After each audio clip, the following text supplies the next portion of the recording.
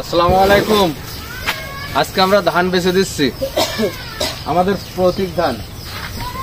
কয় টাকা মন? এ ধান চাষার সাথে বলা কাও না, কিন্তু ধানের দাম খুব ভালো, বাজার খুব সর্বোচ্চ বাজার আর কি।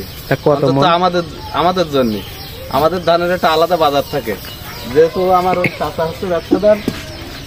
70 টাকা এরকম। কত? 70? 1400। কয় বিঘা জমির ধান? এটা হচ্ছে 7 বিঘা 5 কাঠা জমির ধান। তা কাজ হয়ে গিয়েছে? না, এখনো শেষ হয়নি। আচ্ছা, আপনাদের এই এক এক বস্তায় হচ্ছে কয় টাকা করে দেয় আমাদের ওই চাষা? রেট খরচ কত আপনাদের? 30 টাকা। ও সামনে বলেন 30 টাকা বস্তা নাকি?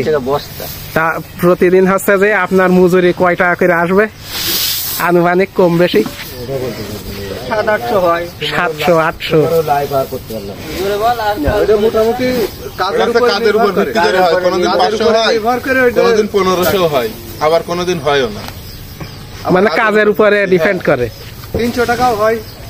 আমাদের হচ্ছে বাজারের হিসাব হয়, তো বাজারের হিসাবে পরে ওখানে একটা আছে সিজনে 1500, সিজনের সময়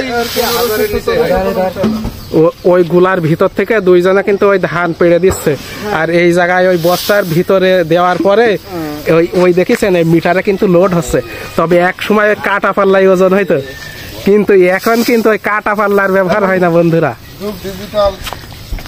কেন ওতে ওই বাঁশ বতে হতো, তারপরে হন্দর বতে হতো, তার পাশে কাটারও ওজন মেলা, প্রায় 1 মন 1.5 মন করে ওজন।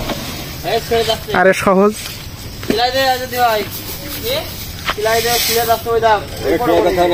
আর ওই ওজনের পরে কিন্তু এই মুখ সেলাই করা হচ্ছে, বুঝেছো?